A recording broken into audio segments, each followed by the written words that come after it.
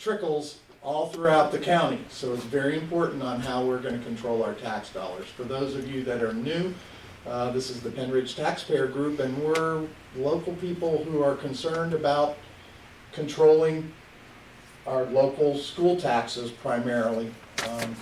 And we've been working real hard in that end. And to that end, we're now, as of 2012, inviting different speakers to help us become educated on what legislation, what are things that we can do at the local level, what are things we can really do that can have a positive effect for our community.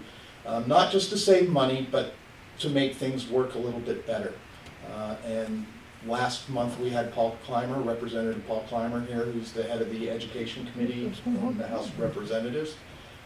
And we are happy tonight to host Simon Campbell, who I believe founded StopTeacherStrikes.org. And he is also a school director. And I think the interesting thing is he became school director post StopTeacherStrike.org. So just because you're conservative and you think that teachers may or may not be in a public union, should have the right to strike, you can still get elected into office. So he is here, he is going to speak for 30-40 minutes, however long kind of gets going, and then we're going to have a Q&A session, ask all the questions. He's very knowledgeable. I've seen him on television, heard him on the radio, and he will give as much as he gets, and he doesn't hold things back. If you don't know through the rumor mill as we went, I did bring copies of current legislation and 4 petitions, one for each bill that is up here. If you feel so moved to support these issues, House Bill 1980 concerns evaluating teachers, and that's something Paul Clymer was talking about at the last meeting. House Bill 1369 is a bill that's been sent to committee. I think it's still sitting there, but it is concerning collective bargaining, giving the teachers the right, or taking away the right to strike. House Bill 1191 is prevailing wage, which affects not only schools, but it affects all local government. And the other bill I've got here is Senate Bill 612, which is we call it the economic furlough bill, which gives schools the right, which they don't have currently, to reduce personnel staff, professional personnel staff, if they don't have the money in the budget to accommodate that. Right now it's against the law. You can't eliminate teachers. You can eliminate a program. You can say goodbye art program. You can say goodbye music program and get rid of 8, 12, 10 teachers, but you can't get rid of 2 English teachers because you're overly burdened. So those are the bills that we have. If you choose to sign, they're up here at the table. And since this is a special meeting, we'll dispense with the other formalities. And I'd like to invite Simon up here to talk to us about legislation and issues with our school. Thank you very much. Can I pull this out? I like to wander around sometimes when I'm talking. Well, thank you to Scott, and thank you for everyone coming out tonight. I didn't even get lost coming here. It's amazing. So I'm like, where am I going? But I live down in Yardley, Newtown, so it's not too far away. Just by way of introduction, you can all tell with my accent that I was born and raised in Louisiana. So I just want to make sure you can all understand what I'm saying. I'm born and raised in the UK originally, and my wife and family and I, we settled in the US in the fall of 2004, and it's kind of a bit of an accident as to how I ended up, being like an elected official and speaking before people, because what happened was we moved in and we're busy, buying a house, and we moved from Switzerland, and I didn't have any interest in politics, but about a year after we moved in November 2005, there was a teacher strike in my district. I'm in the Pennsbury School District. And they went on strike for a month. Some of you may remember this. And in Bucks County, as most people know, at least those who are educated, we have the highest paid teachers in the entire state of Pennsylvania, in Bucks County. And they went on strike in Pennsbury. And it always interests me, because I hear to this day the same arguments. And I remember this back at the time in Pennsbury. The local teachers union was saying things like, well, we're not being paid competitively enough locally, right? Which is just code for saying, well, Council Rock gets this, Neshaminy gets that, New Hope gets that, so therefore we deserve it too. And I've often wondered, and I get calls from people, around the state, folks that have strikes in their districts. It could be Erie, it could be Pittsburgh, it doesn't matter where it is. And they call me up, because of the Stop TV Strikes thing, and they say, well, do you want to know what our dispute is about? And I always say, well, I don't know any of your local news, but I already know what your dispute's about. The local union is saying they're not being paid competitively enough vis-a-vis local districts. And this one lady goes, wow, how did you know that? And I'm like, because that's what they always say. It's just a game of round robin. I mean, locally. And so, in Pensbury at the time, I think they were number 7 out of 501 school districts statewide for average salary. But heaven forbid, if Council Rock's number 4, then that's a good enough reason for them to go on strike. So I was just horrified at this, because I always liken it to the idea in the private sector. Can you imagine going to your boss in the private sector and saying something like, well, boss, I'm not happy, you owe me more money, you owe me more salaries and benefits. And the boss says, well, what's your reasoning? My neighbour makes more than me, and that's not fair. Can you imagine? Your boss would say, like, well, maybe you should get your neighbour's job then. Whatever happened to the forces of supply and demand, what your boss can afford, things like that. That tends to go out the window with the teachers' union. So they went on strike in Pensbury, and I got rather antsy about it, shall we say. And I remember the local union leader saying things like, we're going to win the war, and she was using all this, incendiary language and all of this stuff. And it lasted a full calendar month. Then they had to go back to work under the law. For those of you that don't know how the strike law works, the strike has to cut off at a certain time, because the kids are still guaranteed 180 academic days. So it basically allows them to torture a community.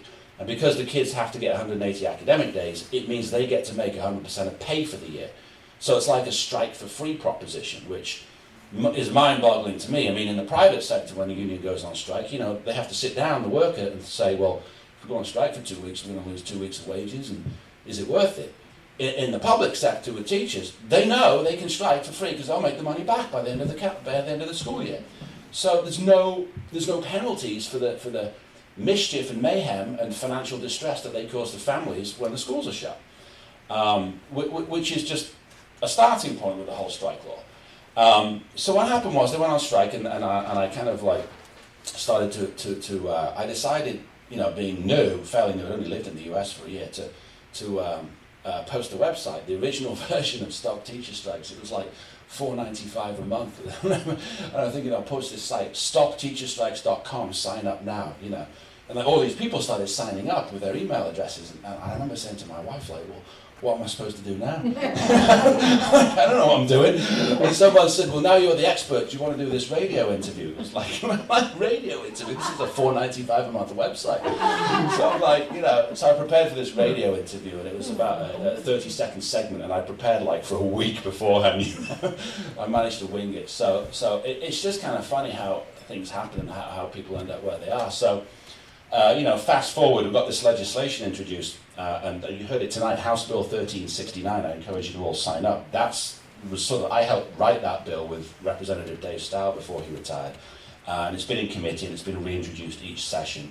Todd Rock is the chief sponsor, and it would ban teacher strikes, and it would put in place financial penalties for illegal strikes, because believe it or not, in states that have no strike laws, sometimes the teachers union just goes on strike and breaks the law anyway.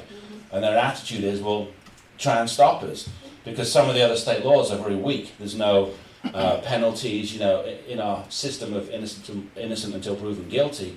Each individual striker would have to be proven guilty, and it becomes an incredibly expensive burden and nightmare for school districts in other states to try and prosecute the offenders. So they end up striking illegally in certain states. So that particular bill was very well researched. It's based on the Taylor law in New York, which says strikes are illegal, and if you break the law and strike illegally, you'll lose 2 days of pay for every day of strike, and the union will lose what's called its dues check-off privilege.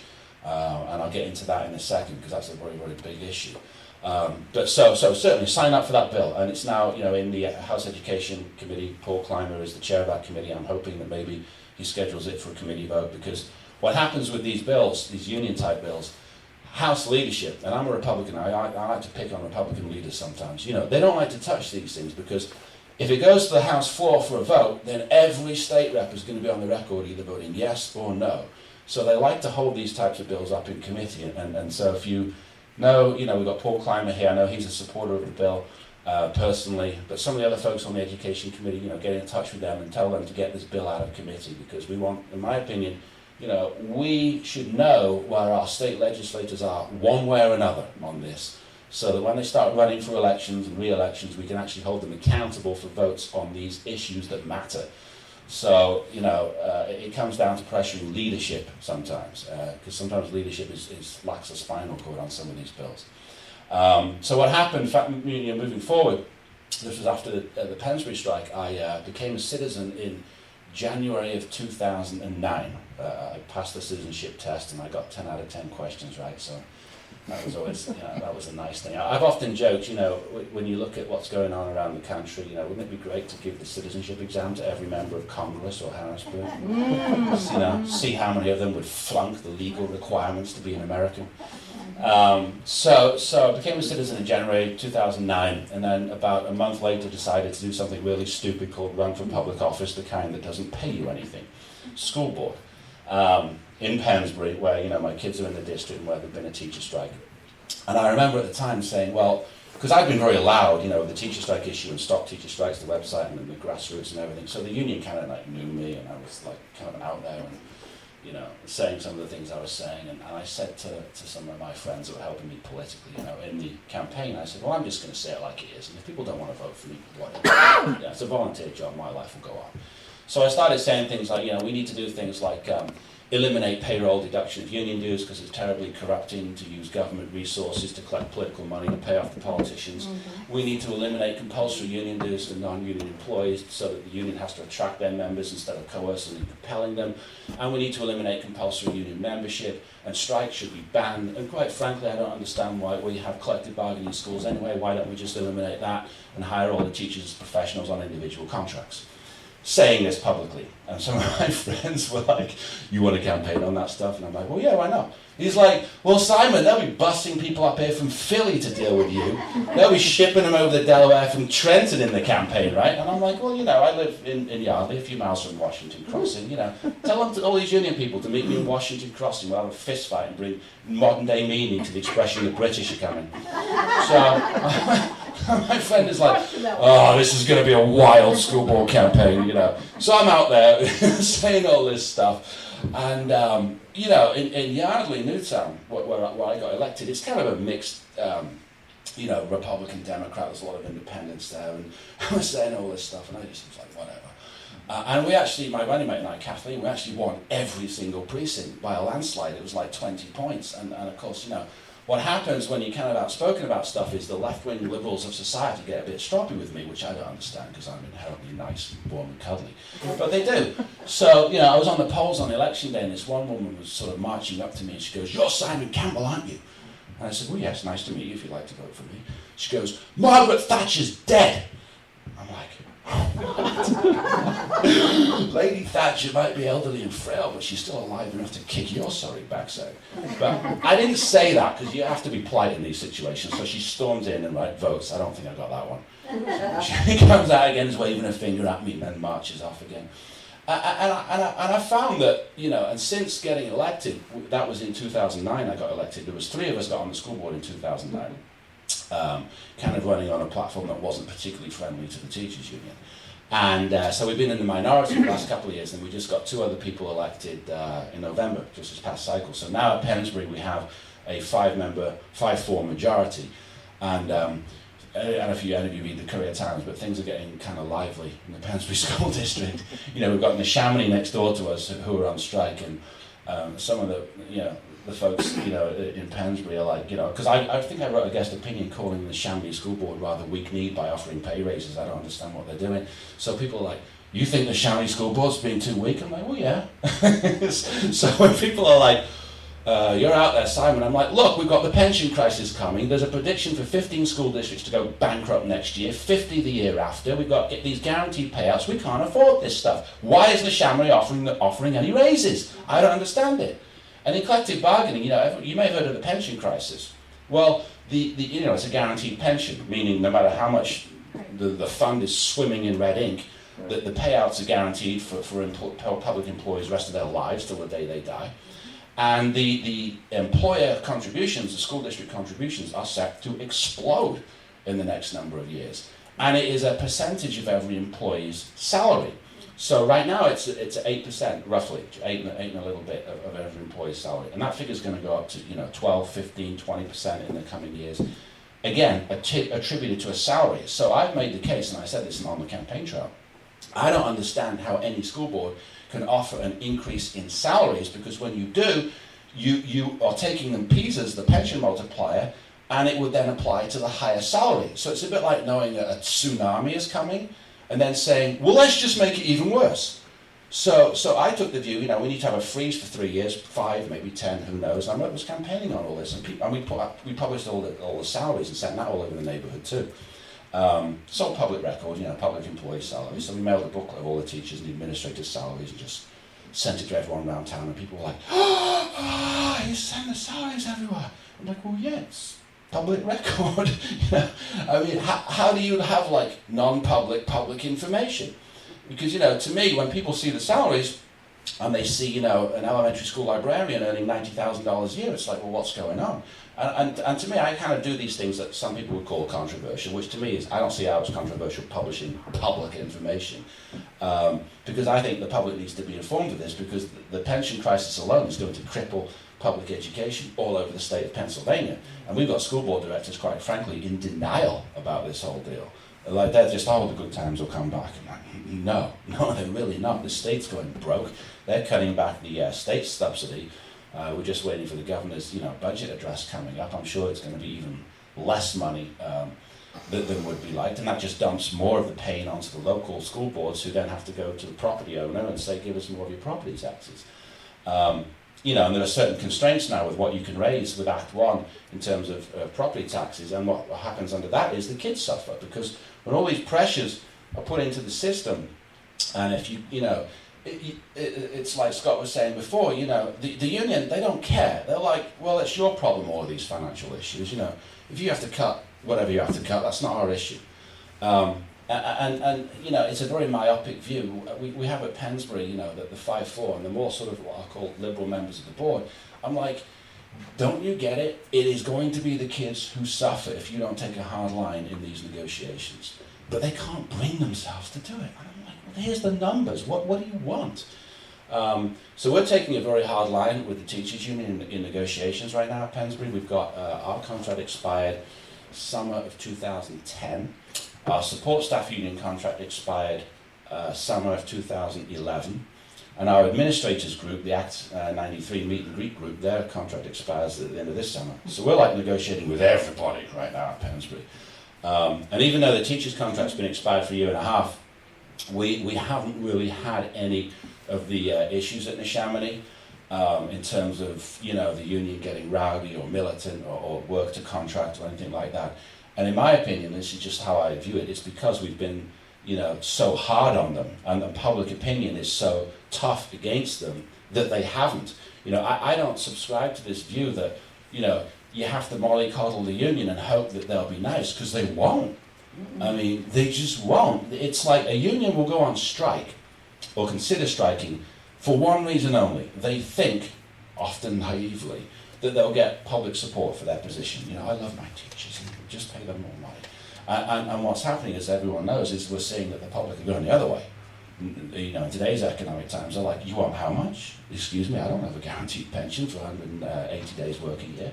I don't have, this premier Cadillac healthcare plan. But I think in a situation like Neshaminy, they're the one school district, they're the Federation of Teachers. There's two teachers unions nationally. There's the NEA, which is the national, which is PSCA is the local, the state union, and then there's in my case it'd be the Pensbury Education Association. Here you'd have the Penridge Education Association.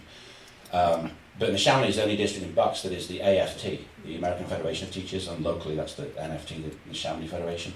And I think they have their own culture, it's like some way far out weird thing. I don't know what's going on with them. I mean, the NEA are bad enough, but I think the AFT are just in some bygone era. So, I pity the poor folks on that school board with that particular union.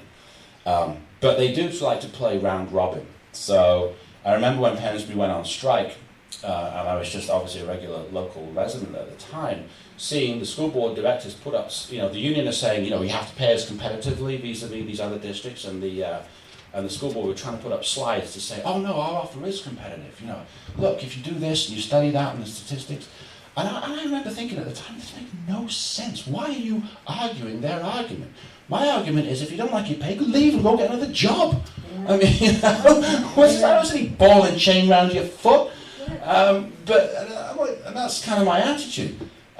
Because the way that the collective bargaining law works is, when a contract expires, it goes in under something called status quo, which is, I won't say law, but it's like case precedent.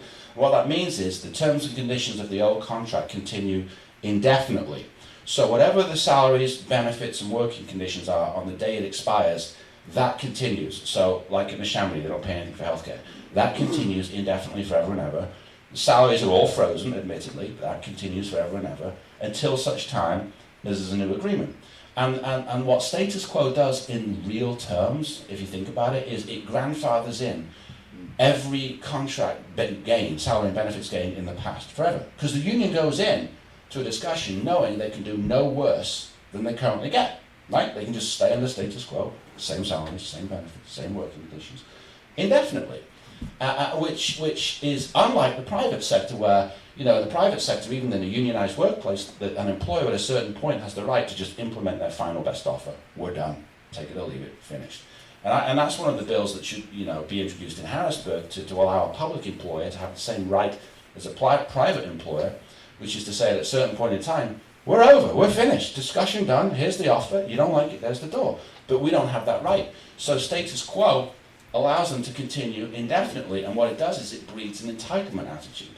Because the union go into a negotiation saying, well, there's no incentive to a union to settle for anything other than more, because they're getting what they're getting indefinitely. The only thing you can do is allow status quo to continue so long that inflation catches up with them. And this bill that we heard about before that would allow teachers, professional staff to be furloughed for economic reasons is very important, because what it would do, aside from being logical, if you can't afford to pay your staff, you should be, as tough as it is in a recession, people lose their jobs in the private sector all the time. But what it would do is fundamentally change collective bargaining, because it would get around status quo. In other words, if school boards had the same right as private employers to say, we have the right to furlough people for economic reasons, like we're going broke, therefore we have to lay off a certain number of people, you can then go into the bargaining room and say, listen, we understand status quo to the union, and we understand you have a right to continue indefinitely. However, we now have a right to fire people for economic reasons, and we've decided that if you don't want to take a 5% pay cut, we're going to fire 30 of you. Take your choice. We'll fire 30 of you, or we'll keep 30 people employed if you agree to a 5% pay cut. You see, that bill, in and of itself, would radically change collective bargaining. And for that reason alone, it makes sense, because it's the only tool that a school board could have to get around status quo. Status quo is an absolute disaster. It's not just salaries and benefits that are frozen. Working conditions have to be frozen too.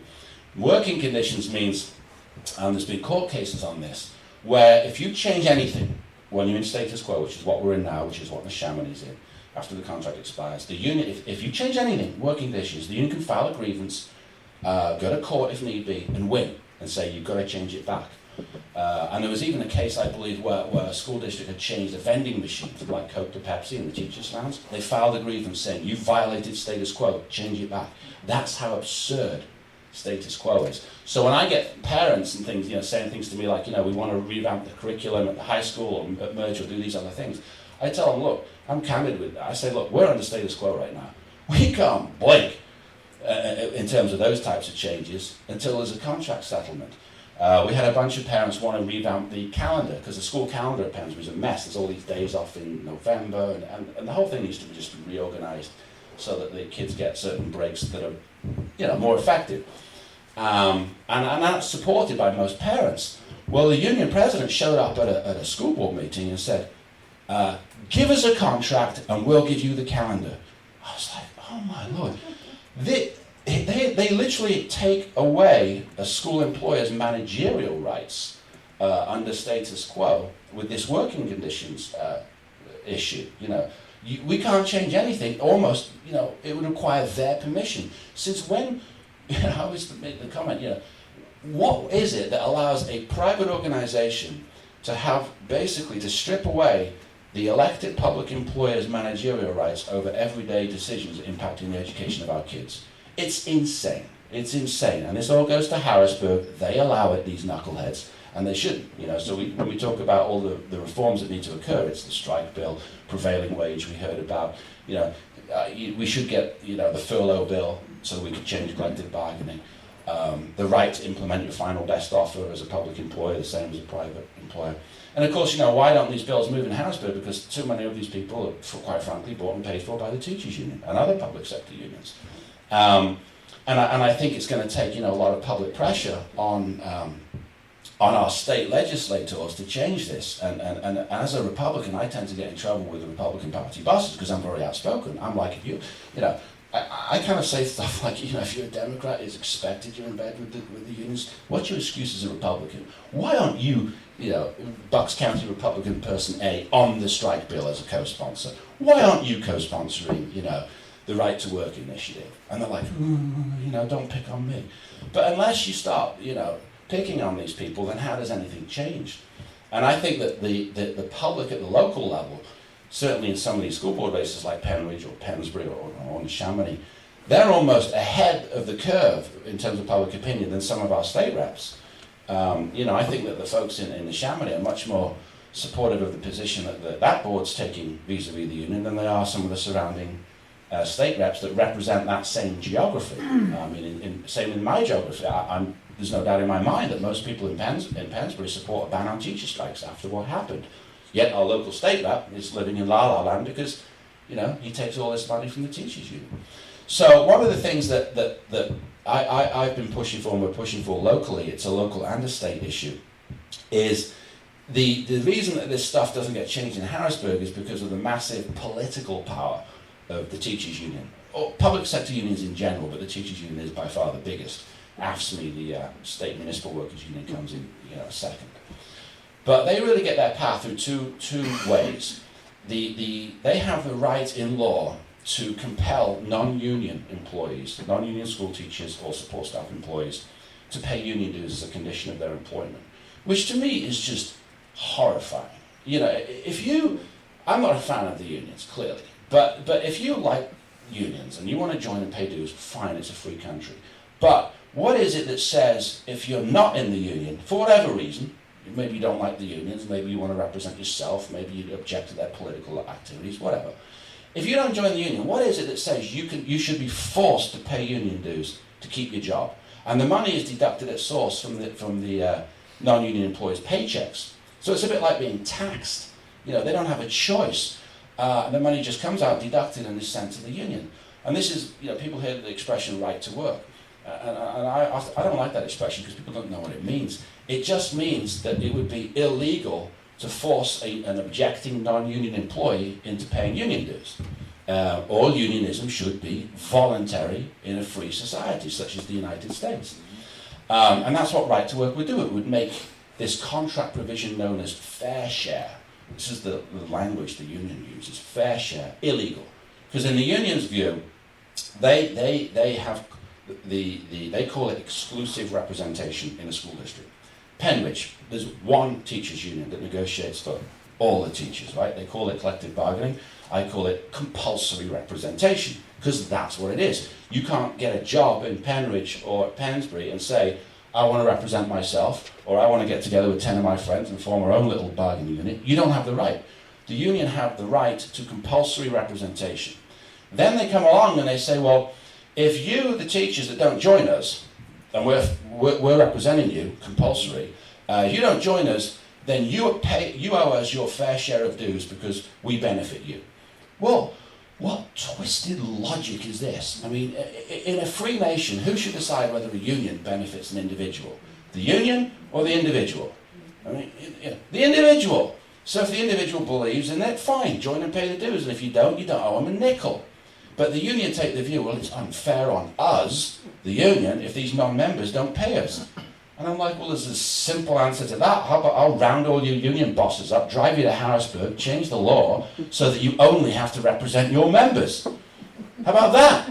You represent just the people who want it. Oh no, we don't want that, They want compulsory representation. It's called collective bargaining. No, it's not. It's monopoly bargaining. Compulsory representation followed by compulsory union dues if you don't join. Now, not many people realize with this compulsory union dues, so-called fair share, that under current state law it's negotiable locally. So the ultimate solution would be to ban it at the state level, pass a right to work law. In the meantime, school boards, county commissioners have the right in contract negotiations to refuse to agree to this contract provision, so-called fair share, compulsory dues for non-members. And every school district in Bucks, I think except Palisades, has this garbage in it. And once it gets in the contract, it's very hard to get rid of because of status quo. It just keeps on going and going. And most school boards don't ever think to go back and look at it. So like at Penridge now there's a new majority. When the next contract comes up, they should do what we're doing, which is to say, we're not agreeing to renew this. Why should we, the employer, agree with a union to force non-union teachers or support staff employees to pay dues? No, we're not agreeing to that.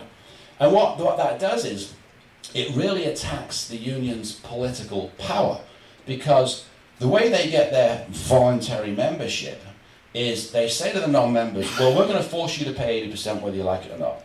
So for a few dollars more, you might as well sign up for our liability insurance and get a vote on the contract.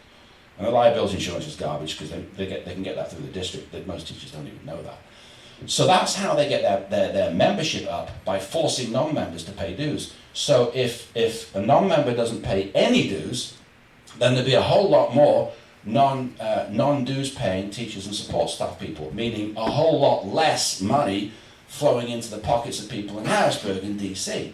So certainly I would encourage you all to get in touch with your local school board directors and say, this compulsory dues provision in the contract, I don't want you renewing that. Get rid of it. Get rid of it. Refuse to agree to it. You have the right in law to say no. And if that means there's no contract settlement, then legally we go into status quo, they don't get any raises.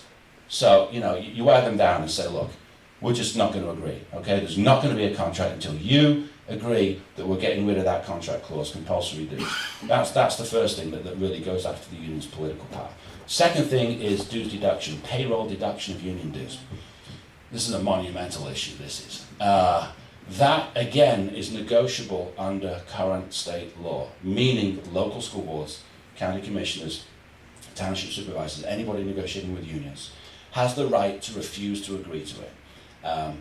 Ideally, again, should be illegal at the state level, and I'll tell you why. Union dues contains political money. It just does. Now, whether you call it hard campaign money, soft money, it's used for lobbying, get out the vote drives, all of the buying the picket signs, all of the things that they do. Union dues is political money. And if you think about it, dues deduction, payroll deduction of union dues, it is terribly corrupting because you've got taxpayer-funded governmental resources involved in collecting a private organization's political money. Mm-hmm. You've got, the computer system has to be set up with all the teachers' names and how much dues have to be collected. You've got HR, the manager's time, you've got the payroll department, you've got bank fees as administrative costs, all being funded with tax dollars to basically be a collection agent for the union's political money. At Pensbury, we send them $680,000 a year, just the teachers. The support staff, another, $200,000 or $300,000 a year. And that's money, let's face it, we all know where it goes. Just flows through, straight goes through the local unions up to the PSCA in Harrisburg. Their offices are right across the street from the General Assembly, and to the NEA in Washington, D.C. And I asked the teacher this a few years ago. I said, I'll just call her Mrs. Smith. I said, well, Mrs. Smith, how much are you paying a year in union dues? And she goes, I don't know, Simon, it just comes out of my paycheck. I was thinking, if you had to write a check every month for your union dues, like you do your electric bill, you'd know exactly how much money you were paying in dues. And you might wonder where it's going and what it's being used for. At Pensbury, it's about $800 a year. And most teachers don't even realize that typically less than 10% of the dues that they pay stays with the local union. It's a unified dues structure. So when a teacher joins the union, they actually join three: the local union, in this case the Penridge Education Association, the state union, PSCA, and the NEA, the national union. It's three unions, but they join all three. So when the dues come out of the paycheck and it gets physically sent to the local union, but the local union only keeps about 10% of it. They ship it up the line to PSCA in Harrisburg, and about 20% of it goes to the NEA in DC. So, most teachers feel most, if you will, closest to their local union people who go and negotiate with the school board. Well, most of their money isn't local. It's going up the line and it's being used for political purposes. So I've taken the view, that until we change the law and ban payroll deduction of union dues, local school boards, again, should refuse it in contract negotiations. And we're the only school board I know of, actually in the whole of the state of Pennsylvania, I think, at Pensbury, that has put a contract proposal across the table that says, we're proposing to eliminate so-called fair share forced union dues, and we're proposing to eliminate the payroll deduction of union dues, right? It's in the contract now, like it is everywhere else, most places, and we're proposing this be eliminated. It's a bit like, taking a grenade and just throwing it at the teachers' union, because that's their entire power base. If they can't use the government, in this case local government, to collect their money, the game's up. Because what would happen is they'd have to go to their members directly and say, we need you all to write a check every month, or we need you all to set up direct deposit between your personal bank account and ours. Well, there was a news story in Michigan, it was earlier last year, first part of last year, where local school board, through whatever law they have there, was able to stop payroll deduction of union dues for a while. Well, the story came out that once payroll deduction was stopped, about 90 teachers stopped paying the union dues. And the teachers' union had to start suing their own members in district court to collect the dues because they were no longer getting it once the local governing body, the local school district, stopped collecting it. And I even remember, this was back in 2005 or 6, there was a transit strike in Manhattan. I don't know if you remember this. I think Giuliani was in there at the time in Pataki. The transit workers went on strike, and they invoked the no-strike law, the law I was talking about before in New York, where it's illegal, and if you do it illegally, you lose 2 days of pay. Well, that law says, the Taylor law says, that the union will lose its dues check-off privilege, what I'm just talking about, for a year. So they immediately invoked the law, cut off collecting union dues. Well, within 3 months, the transit workers union was squealing in court, begging for the reintroduction of payroll deduction of dues, because even some of the union officials stopped paying the dues. So, and this is really like taking on the power of public sector unions at its core. Payroll deduction of union dues is the entire basis of their political power. That plus the forced dues for non-members. If they can't coerce and compel people to pay them money, and they can't use the government to collect their money, the gig's up. So when people like me start talking about this and running and campaigning on it, you can see why they like me a lot. And this Pensbury School Board race is the last of the cycle when we were going for the majority. You would have thought this was like a US Senate race. I mean, the amount of money that they poured into the race, trying to defeat our two guys so that we didn't get the majority, was insane. I mean, when I ran in 2009, they were doing like day after 8.5 by 11 glossy hit pieces on me, images of my head transposed onto all kinds of things. I don't know what, tea bags hanging off hat, tea party radical extremist. I'm like, what are you talking about? I drink tea, I don't put it on a hat. And they went after me with a venom, but it didn't work because I think the public are getting savvy to these public sector unions, particularly when you look around about what's going on in other states, Wisconsin and Chris Christie over in New Jersey talking about the teachers union making me look soft. But this is what's got to happen, because unless that power is reined in, with this pension crisis coming, it's just going to be an unmitigated disaster for the taxpayers. It's just completely unsustainable and unaffordable, and it'll be the kids that suffer, and it'll be the taxpayers that suffer. When we have to start putting in millions and millions of dollars into a pension plan, no child's getting better educated from that. Not one. And when folks in the private sector are watching their pension funds swimming in Reading, I mean, I had this debate with a liquor store union president once, and he got all stropping with me, and I'm like, well, look, who's bailing out my pension, for heaven's sake? Why do you think yours should be bailed out? And the public gets that. But of course in Harrisburg, they're all in the same system. They're all in the same guaranteed taxpayer-funded defined benefit plan as the teachers and other public sector workers. So what incentive do they have? So, whenever you find a state rep candidate that will say, I refuse to take the pension, that's probably a good person to vote for. And there's a local state rep locally that I'm involved with on the Challenger side in Bucks County right now, if anyone wants to ask me later. But this is what these changes have to happen in Harrisburg, and until they do, it's incumbent upon local officials to do what they can with the law as it currently stands and to promote these issues, get the public involved and aware, so that the pressure can be put on the people in Harrisburg. Because unless things change, it's just a nightmare fiscally what's happening right now. So, the other thing I should mention briefly, now hopefully we'll do Q&A, is the Pennsylvania. There's a lobbying group called the Pennsylvania School Boards Association. And in theory, they advocate for people like me, school board directors. When you become a school board director, you become an individual member of PSBA, and the school district is a member of the School Boards Association too. And there's one School Boards Association in Pennsylvania, so I like to call them a monopoly, which they are. And they don't, you would think, right, they'd be on the front line in Harrisburg, right, with their lobbyists countering the teachers' union. You'd think they'd be lobbying for real pension reform, ban on strikes, eliminate payroll deduction of dues, all of this stuff. No, they don't. They're useless. I found out, this was a couple of years ago, PSBA, which is a private organization, they get their money by invoicing school districts around Pennsylvania. In other words, taxpayer funded, right? They're a private entity. Their employees are also in PESAs, the Public School Employee Retirement System. PSBA's employees, they're in the system, the same as the teachers union, and they're supposed to be lobbying for school boards to reform this mess so that we stop the crisis coming. Well, they're in it. So they're in it. The state legislators are in it. The teachers are in it. Everyone's in it. If I sound frustrated, bear with me. But this is why I think we might end up having to fire them at Pensbury.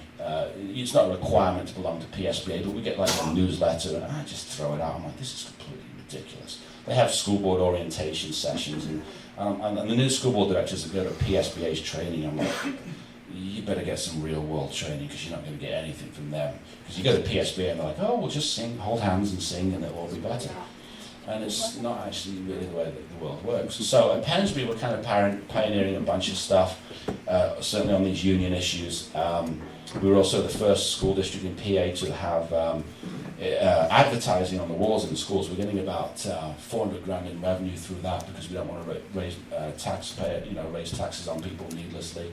And it's all very tasteful stuff, but again, you get some people going, oh, I don't like it and all this stuff. Well, I'm like, well, we're going broke. You want me to cut the AP classes instead?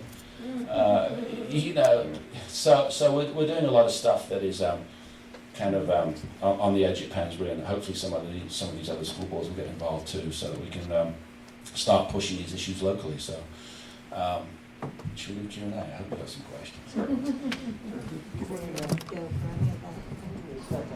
I guess with the people here, we may not need a microphone to be heard. We'll try it for a little bit. If people that ask questions, please speak up, because I'm not worried about Simon hearing the question. I'm worried about the other people that are here wanting to hear the question. So that's usually where, when I'm in large groups, it's hard for me to do. So I have another microphone here, so if anybody wants to ask questions, feel free. I am a former board member. I forgot one little thing. Switch it on. Yeah, there we go. I am a former board member from the Quakertown School District. I am not as high as you in the blacklist of the teacher union, but I am there. They campaign against me, not only in the Quakertown district, but also from the surrounding districts. And they teachers from Southerton and other school districts call residents in the Quakertown district to vote against me. So, and I know a lot about all the problems with the school districts and the political. And this thing I'm going to hand you, it is an opportunity for school districts to cut expenses by having depending on eligibility audits, because there can be a substantial cost cutting. And if you have any questions, you can comment. Okay, Thank you. thank you. I think it's generically true that, you know, the teachers union is very active politically at school board elections, and you know, school board elections are off-year elections. There's no congressional, presidential elections, so the turnout is typically low, and that's when an organisation like the teachers union has an undue effect, you know, influence on the local elections, because let's face it, they make local elections. You know, every teacher's going to be voting, but thousands of families are going to be voting. They're going to be working the polls and saying things like, you know, oh, it's all for the kids and all of this stuff. And that's how they get school board directors, friendly faces on the school board, to basically negotiate with themselves for your money, public money. And it is tough, because they are certainly politically rough. I mean, you know, nothing against teachers here. We've got some wonderful teachers, but the union as an organisation, yeah, let me tell you, they play rough in the campaigns, and they play rough for regular school board business. I mean, you know, Pensbury will get, you know, the union will organise, you know, protest evenings at school board meetings, and they'll shout and carry on and call you all kinds of names and tell you how you hate children and all of this stuff. And so, you know, at Pensbury, what we did, we were pretty combative back publicly in the court of public opinion.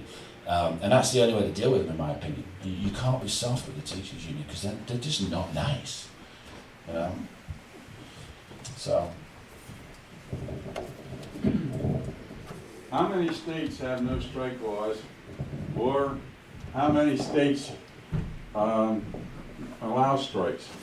37 states don't allow teacher strikes. 37. So only 13 do, which makes, you know, and of the states that do, we have more strikes than any of them. So Pennsylvania is unfortunately known as the teacher strike capital of the United States. I mean, I'd like to see Pennsylvania be number one for a few things, but kicking kids out of school is not one of them. So it's really unfortunate that we have this law, and it goes to the political power of the public sector unions, as I've been talking about. And that's why, you know, House Bill 1369 is so important. You know, it's not a wild idea to say that children should be guaranteed a strike-free education.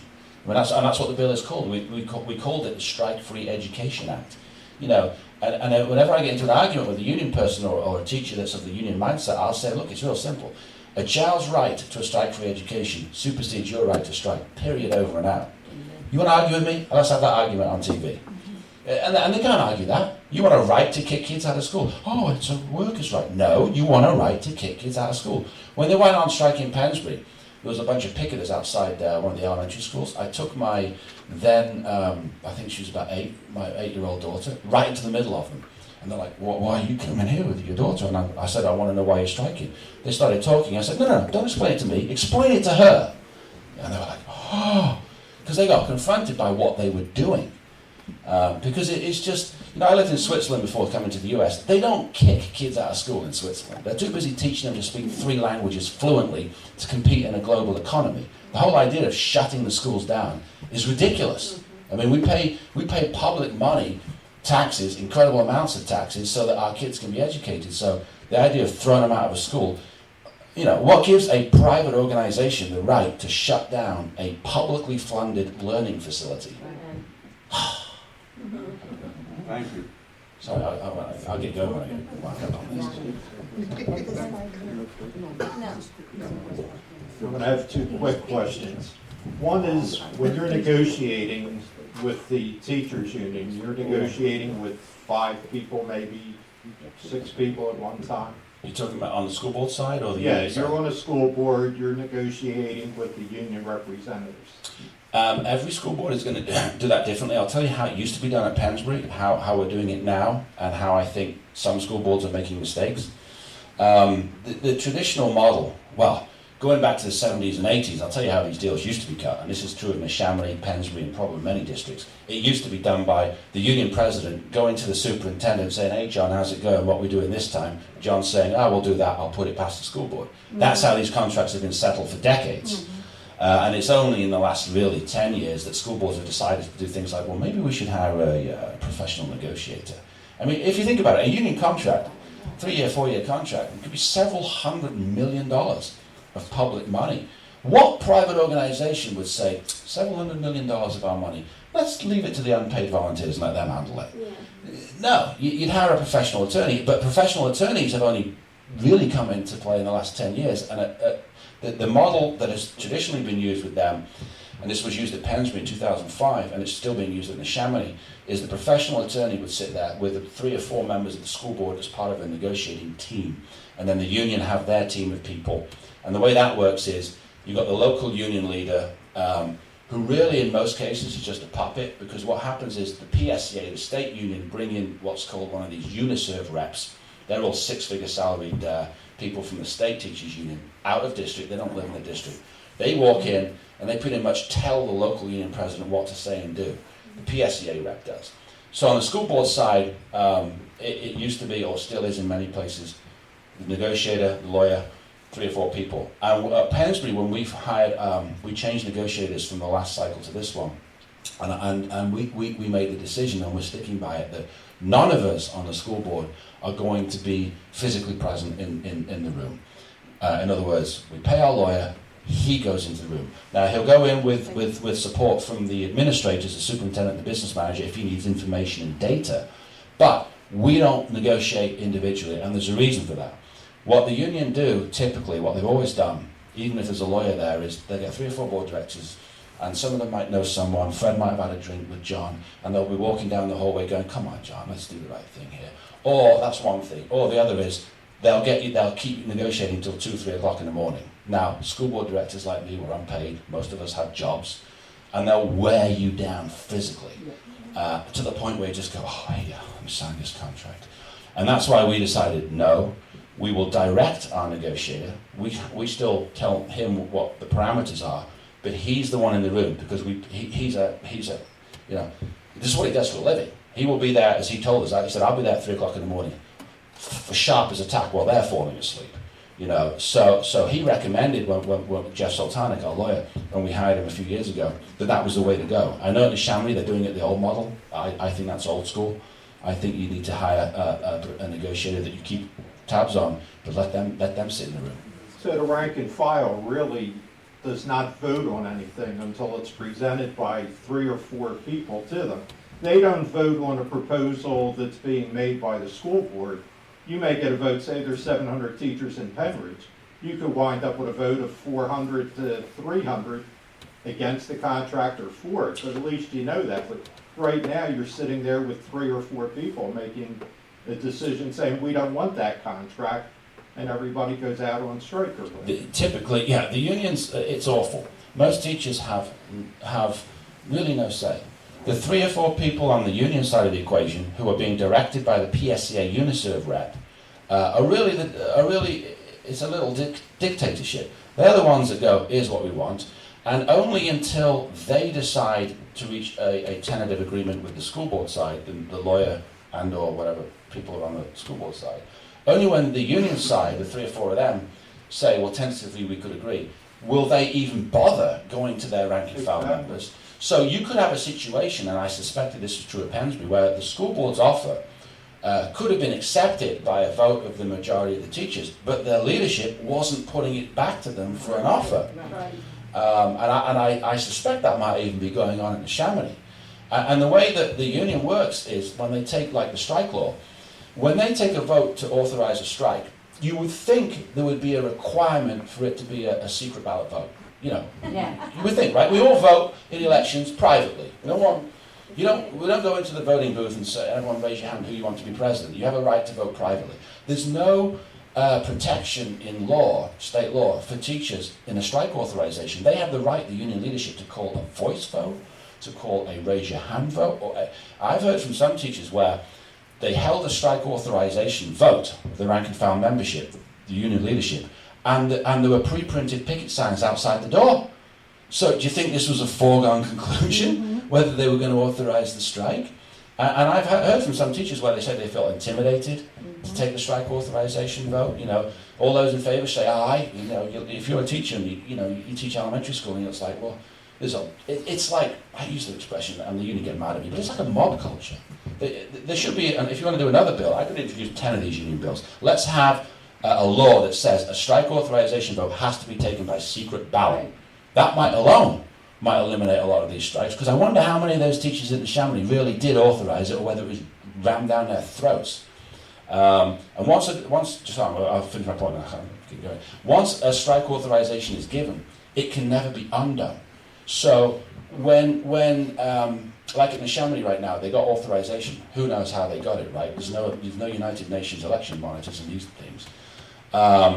They can strike again a second time this year. They can strike continually year after year, based only on the original strike authorisation. The union leadership does not have to go back to its members each time they want to strike. They just say, you're out. All of us walking out on Monday. And if you're a union member, you're in a civil contract with the union. If you don't strike when told to strike, you could be fined and potentially sued by the union. What do you think the effect of the Chamonix teacher saying that union members' cars are being gouged and everything by union heads? What do you think that will affect locals and maybe even the entire state looking at the... Well, I think he's a very brave guy. Yeah. You know, hats off to him. I mean, to come out publicly against your own union. I can tell you that, I mean, the culture in most of these local unions, it's scary stuff. I mean, the leadership, I mean, they rule with an iron fist, most of these locals. And dissent is not tolerated. You're a team player. You know, that's their attitude. You toe the line as a union member. And you can have a lot of folks that quietly don't like it, but they're too scared to speak out. So this teacher that did, I mean, that was a bold move. It's a bold move. But you think it'll have any effect? Well, I would like to see teachers like him do things like resign from the union and become a non-member, and then start shouting about compulsory union dues, so people like me can go, hey, why are you forcing this teacher to pay dues? Yeah. So a lot of teachers aren't that necessarily educated on the fact that they do have a right to be a non-union employee. So if I was that teacher, I'd be like, I want to quit the union, and I don't want to pay a nickel because I don't support what they stand for. And then that teacher could make the argument, you know, against compulsory unionism, which would be a real serious argument to make. I don't know if he's made that link mentally, but he clearly opposes his own union. Now, if I oppose an organisation, I'd be squealing if they were taking my money. Well, you're making me finance you, I oppose you. So hopefully that, you know, people like him will make that leap into the policy area. Thank you. Enjoyed your presentation. Scott. Joe Mack, Penridge School Board Director. How long did it take to settle your strike, and how much did it cost you? How much did a lawyer cost you? The strike was in 2005, before I was board director. It lasted a month. They settled it in January, not long after. It was settled in what the Chamonix are now doing, non-binding arbitration. And I believe they settled it, I forget the exact financial details, but they settled it for around what the school board had offered before the strike. The teachers really didn't benefit from the strike financially. I was talking about the lawyer. Oh, the lawyer? You basically pay him by the hour. I mean, unless you have other type of arrangement with them. I mean, we're at Pensbury now, we just did an RFP on all of our lawyers. There's a new school board majority, and we put out all legal services to bid. You know, and at Pensbury we're pretty diehard. We don't give solicitors jobs to campaign contributors and all that stuff. We don't play that pay-to-play game. So if you want a good, I can recommend our guy. He's the best in my opinion, Jeff Sultani.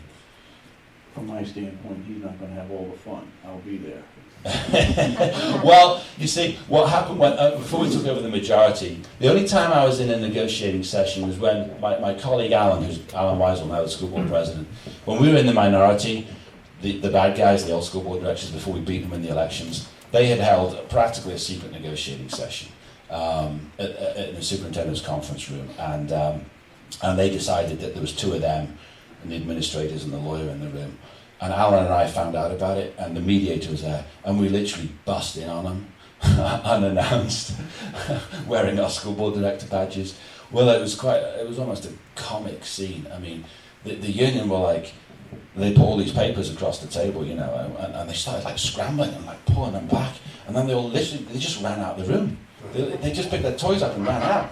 And the mediator then, like about 40 minutes later, he said something really ridiculous, like, the structure of the bargaining session has changed, so I've cancelled it. But it was all over the Courier Times the next day that we gate crashed and they ran out of the room, and the incumbents that we now beat were screaming at us. What the last school board president threatened to call the police. I was like, you want to call the police on a fellow elected official for coming in and supervising what you're doing? Go ahead, get the police out here. We'll be on the front page for a week with this. You know, our attitude was, you people are trying to cut a deal behind closed doors, and we have a responsibility to the public to shine light on what you're doing. Because they were in bed with the union, the last lot. So that was the one time I've actually been in a negotiating session. It didn't last more than about 10 seconds because they ran out of the room. And and they haven't actually scheduled one since. So people ask, like, what's going on with the Pensbury negotiations? I don't know. The union haven't come back. Like, the teachers are showing up. We don't have any radical militant stuff. They're not working to contract. There's no negotiating. So we're saving money on the lawyer. Keep going to work. You know, we're in status quo. Your salaries and benefits are frozen. Have a nice time. I guess at some point they'll go, well, we want more money. But right now they're quiet. I think they see what's going on in Chamonix and they go, oh, we don't want to get involved in that, you know.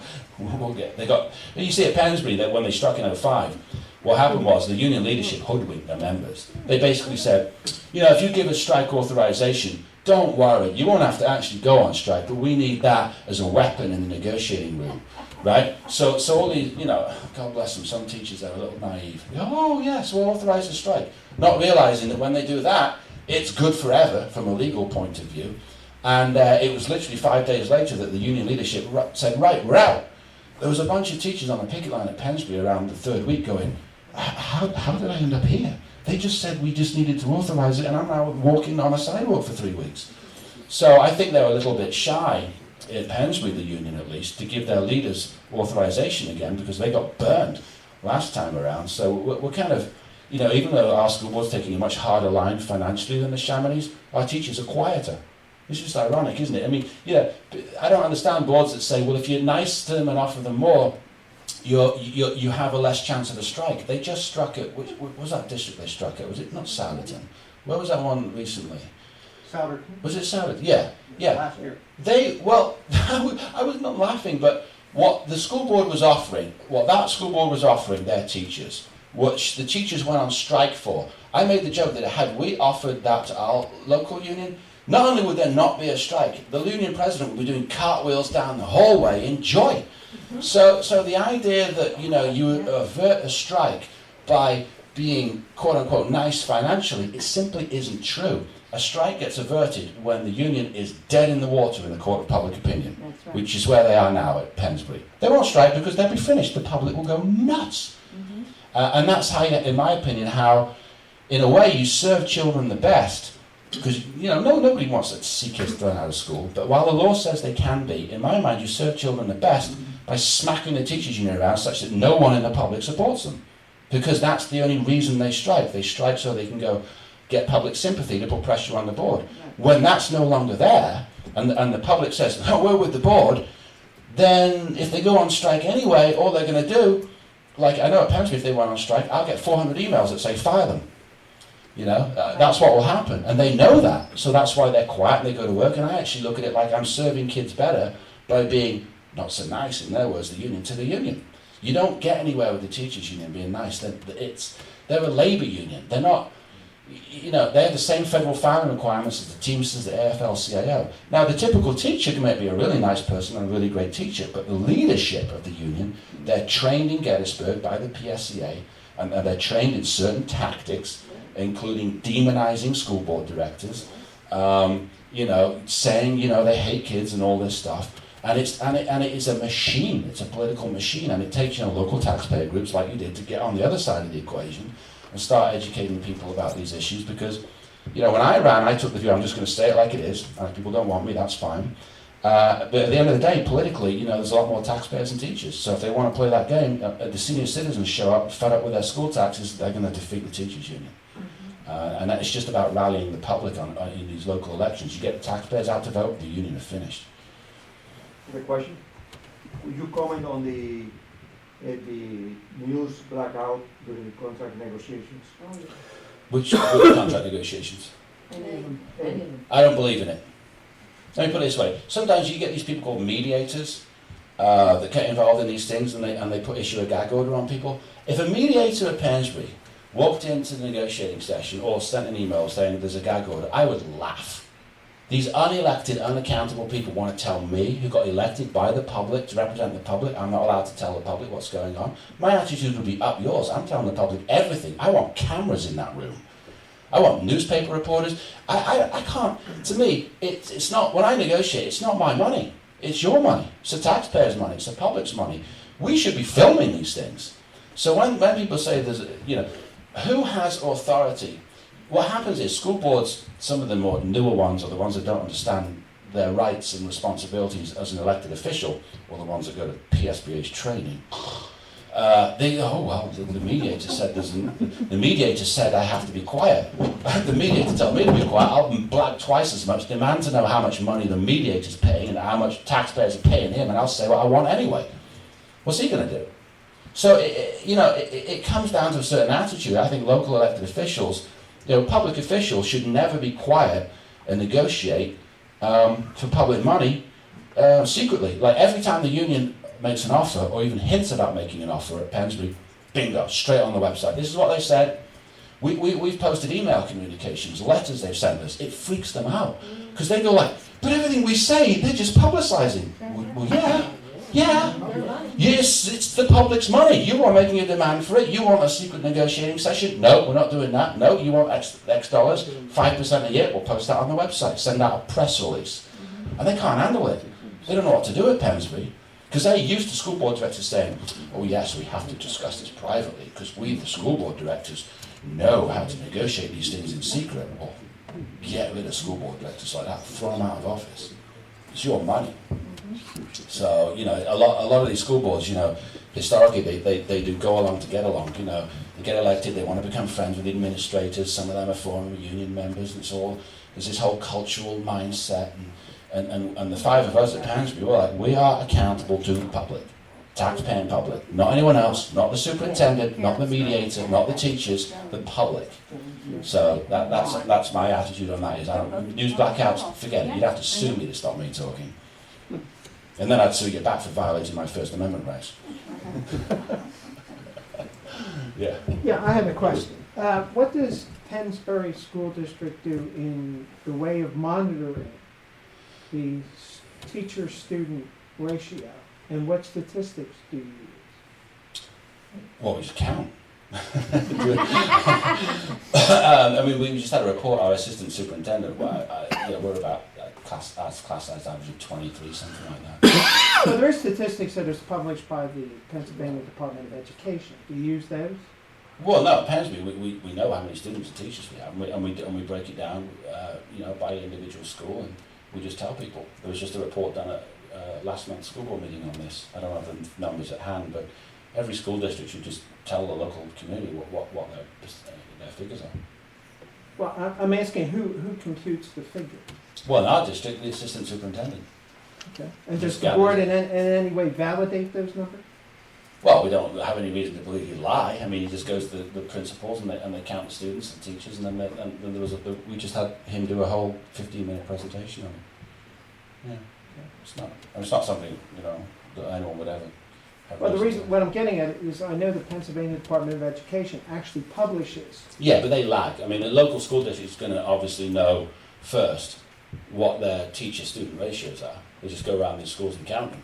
And then they feed it back to PDE and they may put out statewide comparisons. But if you want to just know where your local school district is, you just contact them. Just last year the state published how many students there were and how many teachers there were in each school district. Right. And then it's a simple calculation to calculate the ratio. I'm just saying, asking does Pensbury use that? Well, they get it from us. They get it Use as of I housing. understand it, in a voluminous form that's reported by the.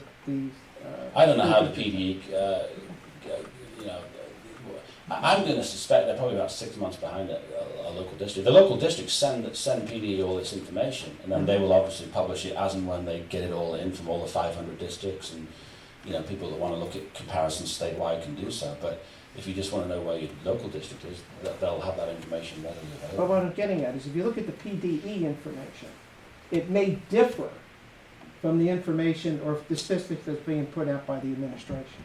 Possibly because of the lag. I mean, sometimes with bureaucracies, you know how that goes. Yeah. Thank you. I would trust the local data before I trust PDEs.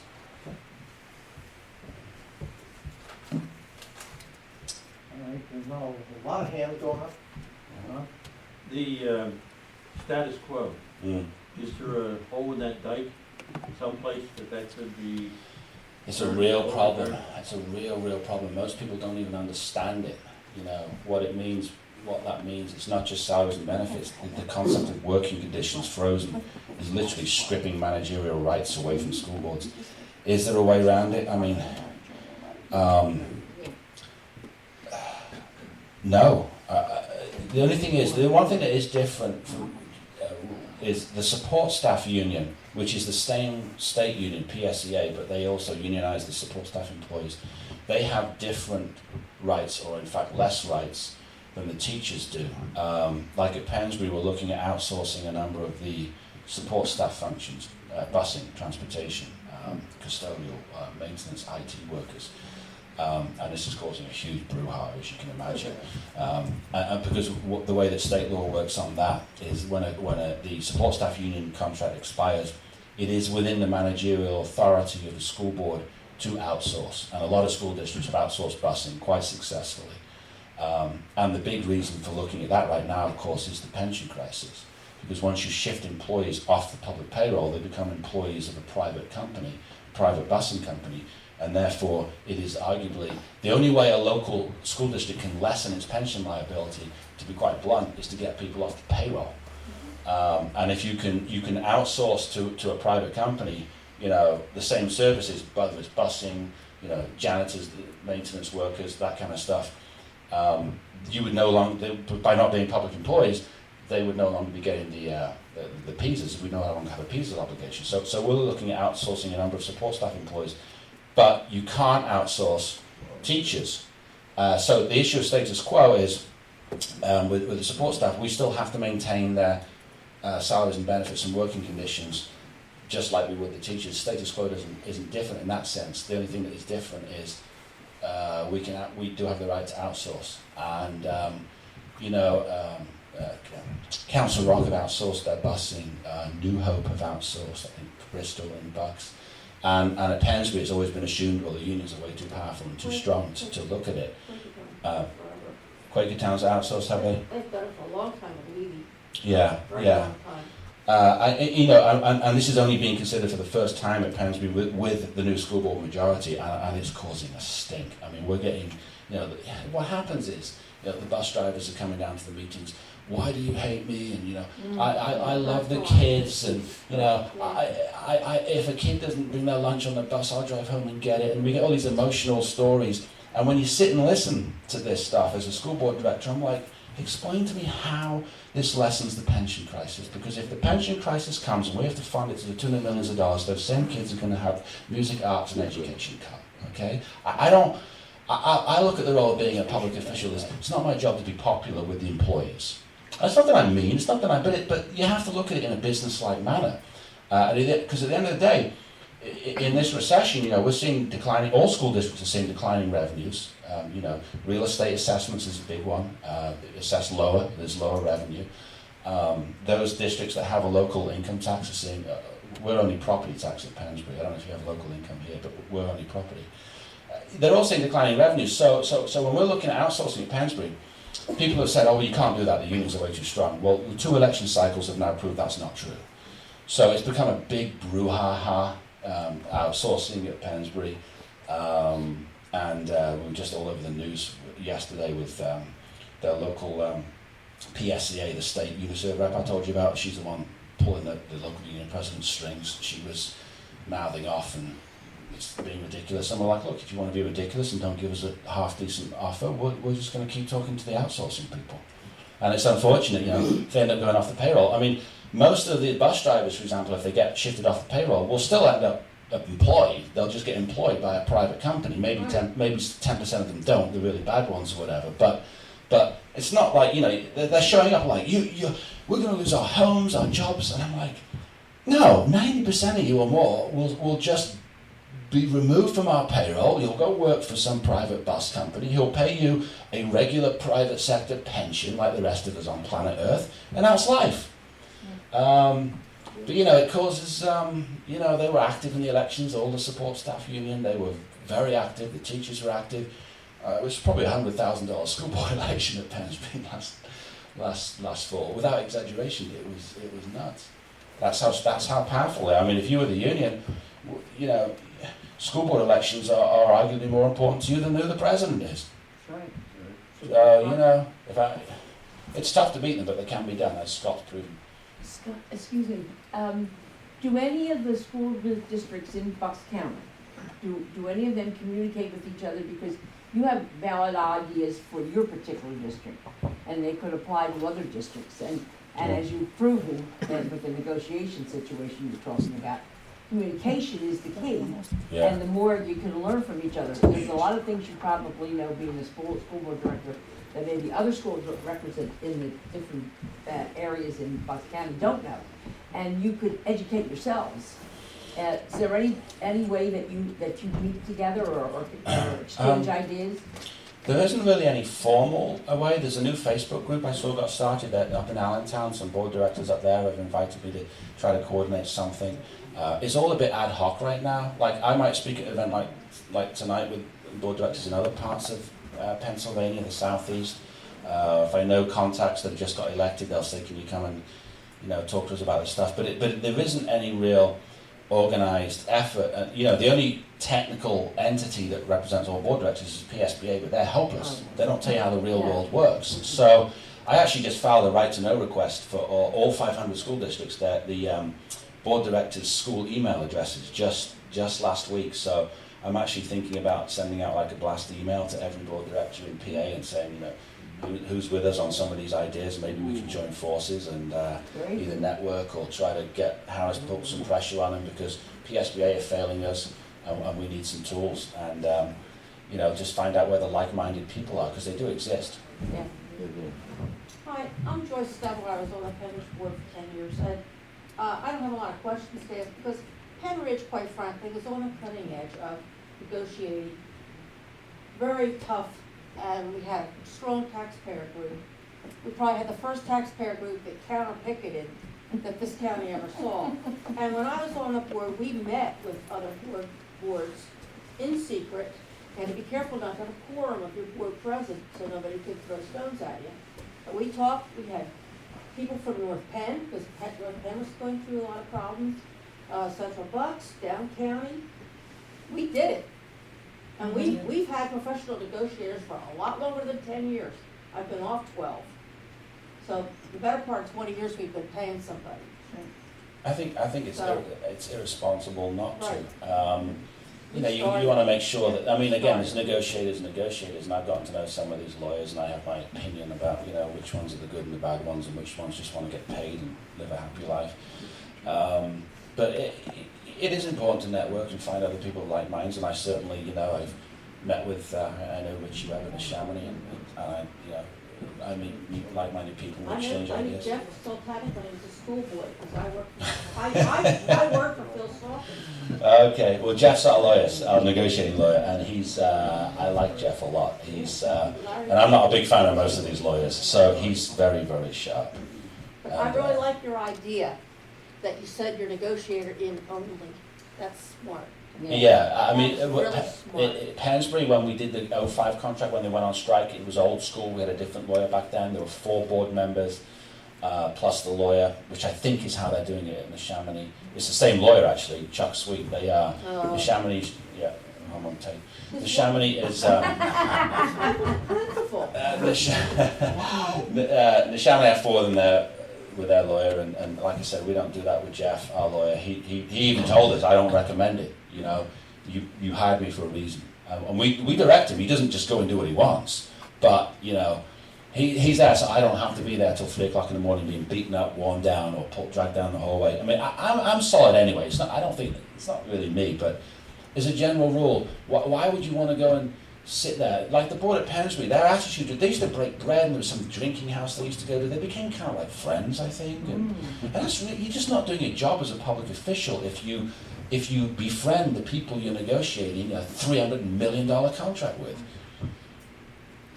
And what is the reason that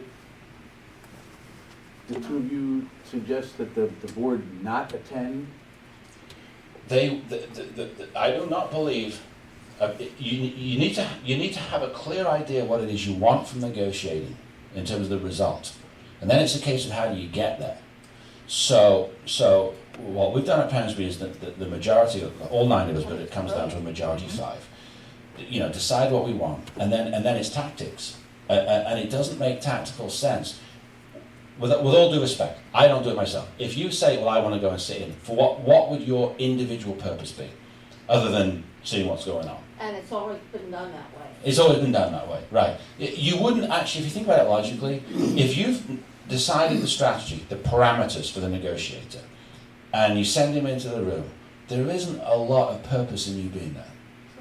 The only thing that might happen is they might say something to trigger an emotional spark in you, or come on, Fred, and all of that stuff, or they'll do the other thing, wear you down. This is what they love to have board directors in the room. When we sent Sultanik in on his own, we had the union president coming to school board meetings, screaming at us, why aren't the school board directors in the room? They're the elected officials. They don't care. All they've done is they put their hired gun in the room. You know, the school board directors should be there. The union wants school board directors. Anytime the union wants school board directors in the room, that's a pretty good sign they shouldn't be there. Yeah. And I can give you a 15-point spreadsheet, a point of why the union want board directors in the room. But if I'm every bit as tough as any one of them.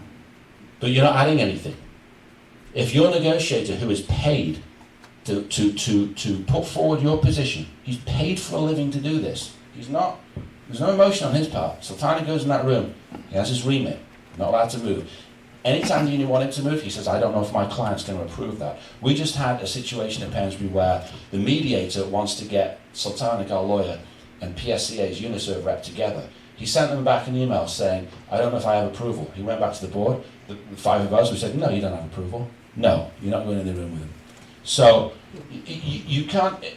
When I first got on the board, I think there's almost, I won't use the word voyeuristic, but there might be a tendency to go, I just want to get in there because I'm tough. But you're not actually going to add, with all due respect, value. If you've got a hardline negotiator who's smart and capable, and ours is, you're not adding anything. You're just going to Get mad. to get mad. You might get mad. You don't want to do that. You want to get clear and let him do the business, because if they get into a session where you're going till 2 o'clock in the morning, I don't know if you've got to get up to work the next day or whatever, that's the other tactic they use. That's the other tactic. Or here's the other thing, you say one thing out of line. Maybe you used a curse word, maybe you looked at them the wrong way. What they'll do is they'll turn it around and put you in the newspaper. He was mean. He used the word greedy. We had a board director in 2005 that used the word greedy. Well, the union, they brought 300 teachers down to the school board meeting. You, Mr. Johnson, said the word greedy. That's not an appropriate way to talk to us, blah, blah, blah. And they mouthed off, and he was in the newspaper for it. Now, I don't think his comment was that bad. I mean, I said a lot. I mean, if they came down and accused me of calling them greedy, I would just say, actually, I called you obnoxiously greedy. But that's me. But you see, they will, if you go in that room, they will pick on you. And they will make you, whatever they can use against you personally, they will do it for their own purposes. Therefore, it makes no sense. Trust me. I've been there more than ever now. Yeah, but that becomes a bit like an ego thing. I'll show them. It's better to show them by working the court of public opinion. Yeah. I'll tell you, you want to show them, do what we did in Pensbury. Send out a booklet mailing all of the teachers and administrators' names and salaries all over the district. Wait for the taxpayers to go nuts. We did Nuts, they go nuts. We did that in Penridge. We had it published in the paper. Oh yeah, Yeah. in the newspaper. Yeah, they hate that because it's like, they're like, vampires. You put sunlight on them. Here's what you're making. How dare you do that? How dare you? I get these emails like, how dare you publish, they said to me, how dare you publish my salary? Why don't you publish yours? I said, I will publish mine just as soon as my neighbours pay it. Yeah. It drives them nuts. I'm like, you're a public employee. Yeah.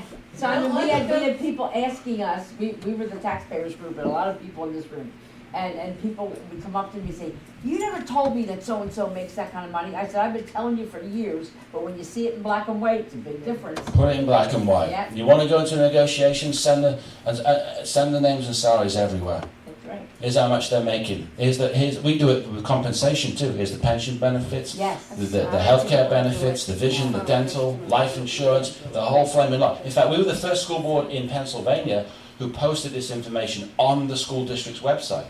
Now, it's a public record under the law. Under the right to know law, any taxpayer, any member of the public can request from a school district the names and salaries of everyone in public. It's a public record. So it's always been accessible, and people post it on their own personal websites, and other organizations post it. But we were the first one, and I introduced the motion with the old board, the ousted board, to say, anyone can get this at Pensbury, but let's just make it more accessible by posting the employees' names, salaries, and compensation details on the school district's website, so people don't even have to bother making a right to know request. It's just on the website. Everyone, superintendent down to the bus driver and the janitor. No exceptions. It's all public. Just stick it on. Well, you wouldn't believe, but at the school board meeting, this was considered a contentious idea. It was a 5-4 vote. We managed to get one of the bad guys to vote with us. But I remember having the debate, thinking how ridiculous this debate is. I said, but guys, this is public information. How do you possibly expect to control public information? Anyone can get it, turn around and post it on I'm a Pensbury person and here's the salaries.com website, and send it to anyone. So what are we talking about here? All we're talking about is making it more accessible so people don't even have to bother making a right to know request. And like 4 of them voted against it. Vote against. I don't understand irrational people. Except brother's a teacher. Yeah, but you'll be affecting the employees' morale. Then go work for By what? By putting it on the district's website when it's already publicly available for anybody, anywhere to get and post anywhere they like. If we happen to do it on this website, the employees' morale will be affected. And the union presidents in the newspaper, they're just doing that because they don't like teachers and they're affecting our morale. What happens is, though, after time, they become desensitized to it. Now it's like you go to Pensbury and the employee salaries are on the website, and you go to Penridge and it's not. I think they've got liberals on that school board. I don't know. Introduce a motion. Here's what you do. It's real simple. You go to your HR manager and you say, I want a compilation of names, salaries, healthcare, pension, everything on a spreadsheet. Go to Pensbury's and you see the format, create it, and then introduce at a board meeting a motion. Publish this on the website. Now, what will happen is the local newspaper will say, Penbury School Board approves publishing on the website all names and salaries, and you'll get a little bit of notoriety for it, and then every member of the public will go, oh my, look at my Jimmy's gym teacher, how much he makes him. Good. Yeah. Good. So there you go. Put it on your website. Pass it at a board meeting, a public motion. But we don't need it right now, we just need it to negotiate. No, do it now. Do it now. Do it now. Why should people in your district not know now? Right. Do it now. How much does your superintendent make? $164,000. Does everyone else know that? Put it on the website. Plus the benefits. How about your public? I haven't done this at Pensbury yet. Post his contract online. That's public record too. I love it. We haven't done that with ours, but all these contracts are public. You see, it's all public record, all of this stuff, and therefore you shouldn't you should not look at it as a negotiating tactic. You should look at it like we're making public information more available. But what benefit would I get from this? The public would know how much all these people make. And we'd be But I on your don't side need their there. support yet, and I don't Well, want it's not about you. to wear The the public It's has a not right about to know. Transparency. It's not about what you need. Right. I'm picking on you now. So, but you have to I say, still don't see the it's not. benefit. And you can try and pick on me all you want. It's not gonna work, but you can go ahead. If you wait until 3 years from now, when you have to begin negotiating, they'll say, you're the bad guys, it's only a negotiation tactic. Yeah. If you do it now, it's just public information. That's Right. right. You Take the history. benefit nothing immediately, But down the road, if it's kept up to This is the important point. Public opinion is not something that you can order to be managed 6 months before a contract expires. You better have public opinion behind you going in. Yeah. And that's what we've done at Pensby. It's taken a few years. It doesn't happen overnight. I've got friends of mine on the school board down in Westchester, in Chester County, and they've done a lousy job at managing public opinion. The union ran these writing candidates that got thousands and thousands of votes, which was insane, for the simple reason that they didn't get the message out to the public what was going on. So with salaries and benefits, I'll tell you why you should post it right now. The pension crisis is coming, right? You've got salaries. And on our spreadsheet, it says the pension contribution, which is 8 point whatever it is this year. Here's a good reason for doing it. Pension crisis explained. Name, salary, pension contribution. This individual teacher's pension contribution today is this figure. Next year it'll be that one, the year after. Educate people on the PISA's crisis. Because the PISA's multiplier is a basis of salary. Yeah, so it's not really... To me, it's all public, and you should just put it out there regardless, as part of educating the public as to what's going on. I just disagree that it's public and anybody could find out if they took the time to do a right to know. Yeah, but most people don't think like that, you know. Well, I think it's better that you put it out there for them, and Yeah. then they'll look at it. If they Right. have to do it themselves, it's not going to happen. Right, you've got to a certain extent, public opinion has to be, when you're a local elected official, just my personal philosophy, you got to push information out to the public, because a lot of people won't think. Yeah, they're busy, they go to work, and they don't think, oh, I must make a right to know request. So the more you can, if you publish it, it will get reported in the newspaper, and then someone will go, oh, I'm curious about that. It's leading. It's just leading the public. That's a good reason for doing it. All right, you're selling me. Well, you go. Good. Very good, yeah. I like selling people. And we'll support you. Yes, I we think will. the key to that, it becomes the basis of power shifts. Yes. It's a power position. That's right. By taking that position, the board becomes more transparent, the people begin to believe in the board, and when it comes time to negotiating, the board has your support.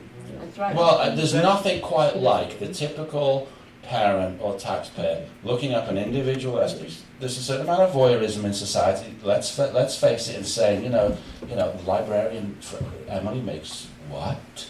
And if that person then gets a bit mad about it, because when the teachers start demanding raises, when you've got an individual name and a salary, it's like the public will go, well, Emily the librarian is currently making 80,000 and her union wants another 4% a year. Oh, yeah.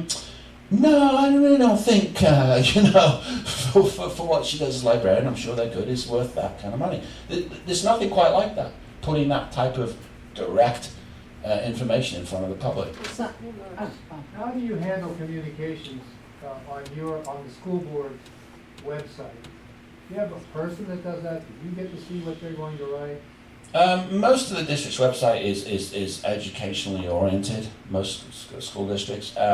With press releases, we just did one a few days ago on negotiations. They get posted on the homepage. But who writes them and who edits?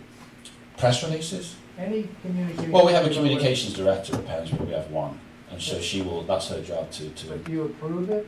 anything to do with regular stuff, like if she's writing, an update on the sports activities and teams, we just leave it. I don't micromanage her job. But with things like negotiating releases, lately, me and Alan and Jeff, our negotiator, we've been very hands-on in the wording of those releases. In fact, arguably, our communications director, she may find us a little trying to work with, because I've always been a loudmouth personally, so I would just talk to the media directly. And when I first got elected, she sort of came up to me and was like, well, Mr. Campbell, do you mind if you tell me what you're saying? And I'm like, I'm an elected official. The media calls me, I'm going to answer them. I don't need an employee's permission. And I wasn't trying to be mean to her, but I was just like, things are changing.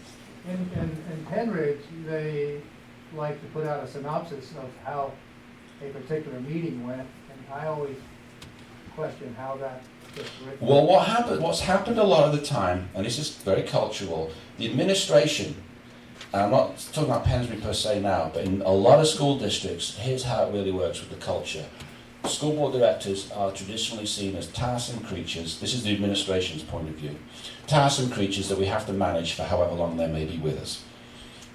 There's a lot of superintendents and business managers who feel that way. That they are the kingpins, that they run the show, that they distribute whatever information they want, and the school board is seen as a rubber stamp for whatever they want. And a lot of school boards go along, they get the agenda book from the administration at a school board meeting, and they perform the legal task of, rubber stamping what the administration wants. And that's how a lot of these school districts have been managed over the years. School board directors have been very compliant with whatever the administration has wanted, as opposed to directing. And certainly at Pensbury, our view is the administrators work for us, and we work for the public.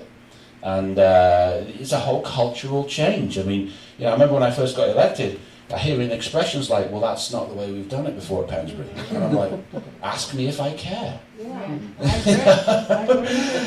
I'm not interested. And our HR manager's great because she's kind of a reform-minded lady, and she loves it when I say stuff like that. I'm like, but what you just said makes no flaming sense. Why would we keep doing it that way if it's stupid? Yet you get school board directors that go along to get along with the administration. So when you're talking about, you question some of these things, I would question it too. I would question your school board directors. Are you just a bunch of puppets? right. I know. And if they are, throw them out. Amen. Let's go. In the Quakertown district, the former school board director, when in her farewell speech, said that she had worked under 4 different superintendents. Under 4 different superintendents. Well, They were rotating. that's semantics. Yeah, they were rotating them, obviously. Simon, Yes. where does your superintendent sit at the school board meeting? He does sit. With our board president is front and center, and he's to Alan's right. So we were like a horseshoe-shaped Yeah, district, that's what we have. and Alan's in the center, and then Dr. McHugh's to his right, and our solicitor's to his left, and then I'm off to the side. There's a question. Do you have a At the board meetings, yeah. Yeah. Yeah, Oh, we're because it starting gets that like one. public comment when the unions show up. Oh, it gets nasty, and they start. We've had. We've had to have our solicitor remind some of the people at public comment that it's really there for them to comment on the governing decisions of the board. It's not meant to be a forum for them to shout and scream. And I had one guy, and I'm not swearing, I'm just repeating what he said. This guy comes to the microphone and starts calling me the bastard child of Margaret Thatcher. And I was kind of like, I wanted to say thank you, but I thought I didn't want to be impolite. But like some of them get crazy. So we had to have the solicitor one time remind people of the purpose of public comment. It's supposed to be for the public to comment on the governing business of the board. It's not supposed to be a forum for the union or any other group to just protest. If they want to protest, in my mind, do it on the street. But they have a right to come and speak the First Amendment. But sometimes, when the stuff gets heated up, they're not nice at school board meetings. But that's the fun part for me. Is your public relations person a full-time employee of the school district? Yeah. Does that person also have another business on the side? Not to my knowledge, I don't think so. Not to my knowledge. She doesn't make that much money. I've questioned the function, but she does a good job. But certainly we don't allow her on the negotiating stuff to decide. We just did a press release that the minority got very upset about because we started using words, which was completely true. We just said how the PSCA Uniserve rep had hijacked the negotiations, and that got published in the Courier the other day. And one of the minority members was like, "You're using inflammatory language." And I'm like, "Well, we're saying it like it is, Howard. Okay? When you've got 5 members on the board, you've got majority, you say it how you want." So because you have to understand the media, part of this, managing public opinion, just to give you a tip on that, the media are in one business only, selling newspapers. And you kind of have to understand how to work with them. So, I'm very blunt in how I speak, very direct, which drives certain members of society crazy. But it also educates people because it gets noticed. So when we publish, a press release at Pensbury on negotiations updates, and we start talking about the Uniserve rep hijacking the negotiations, that's going to hit the front page before someone else sends out a press release saying, "We had a meeting and it went very well."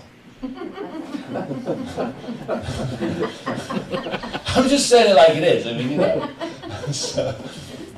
So. union members to meet on a school district property to plot against you and vote? Like we used to do, or still do? It's in their, Wait, this one, Still do it? it's in their contract. The, What about that? the What's contract, big? that's ridiculous. We had, everything seems to be newsworthy at Pensbury, but we had, the former union president was handing out flyers ahead of the elections on a back to school or a parent teacher night. He was outside the door handing out sort of political oriented material, and that became a big brouhaha because our director of people services called the Falls Township Police to come and remove him, and so he made a big song and dance about that and screaming about his First Amendment rights and all this stuff. He was doing it just to get in the newspaper, and but he was on school property. You know, he wasn't on the sidewalk, and my view is, you know, he has a right to, anyone does, First Amendment, so you want on the sidewalk, but he was actually like on the property bothering people as they were coming in the door, and he wasn't an invited person, so we kind of had him removed. And you know, we just passed a new public comment policy at Pensbury that seeks to clamp down on some of the more outrageous antics that the union does. You know, you see pictures in the newspaper in the Chamonix school board meetings where they're all holding a sign and screaming around. Well, at Pensbury, we just passed a new policy saying no signs and placards are allowed. Now, if someone holds a little piece of paper, I guess it's fine. But what we've decided is at Pensbury, you know, we have to run an efficient government meeting. We are there to do business. This isn't a forum for anyone to show up and create a mob scene for a protest. It's there for the public to comment on the business. So, you know, they're screaming about this, the fact that we've put this in as a new policy. But again, we have not seen those types of protests at our school board meetings at Pensbury, even though what's funny about the Chamonix situation, the contract proposal we have at Pensbury is worse than the one the board at Neshamony's put across the table. I think they're offering them 1% in Neshamony, a pay increase. We've offered them 0 for the last 2 years, and our teachers aren't on strike. So, you know, just to look back again, why does the union strike? Well, why are they striking at Neshamony? That's arguably their board's been more generous than we're being, and we're quiet. Public opinion. You know, they don't want to kick the noise at Pensbury right now. Now maybe they'll change their mind, because the union leadership never ceases to amaze me how stupid they are, how they can shoot themselves in the foot. It's like, you know, when the union president shows up and says, give us a contract and we'll give you the calendar. I'm like, you just really annoyed a lot of parents with that comment. Because there's a lot of parents want this calendar change, and the fact that they're now seeing you holding the school board hostage over it, you just shot yourself in the foot with parents who are your only hope on your side anyway. The taxpayers are already against you, the senior citizens, so you keep alienating yourself, George. Well done. Are your school board meetings video recorded or streamed? Yeah, we don't have a high-tech setup. We have, like our township supervisors, they've got almost like a studio quality with multi-cameras and all this. We have like one guy with a video camera. We're fiscally conservative at Pensbury, so we post the video on the district's website, and we just passed a motion actually to have it. We have a cable access channel, a local community channel, so we put the school board meetings there. Every night it replays at 8 p.m. In fact, we just put it on at 8 a.m. and I think at 1 p.m. on the weekend. So now, I don't know if you get our channel up here, but you might do. So it's on the TV channel, but it's one guy with a camera, so it's not like, so a lot of time people are talking off the screen. And we have audio as well. But is it available after the event? Can people go back? Oh yeah. It's, like I said, it's on the website. The last couple of years on video, and also the most recent board meeting is televised every night until the next one occurs, and then that one's televised every night. So it's on 7 days a week. Okay. The most recent meeting. So we're trying to be as open as we can with the public, so people can see what's going on. Excellent. All right, I guess I have a question. I'll talk into the microphone just because it's there. For a group, Penridge Taxpayer Group, you know very little about us except for what I told you. If you could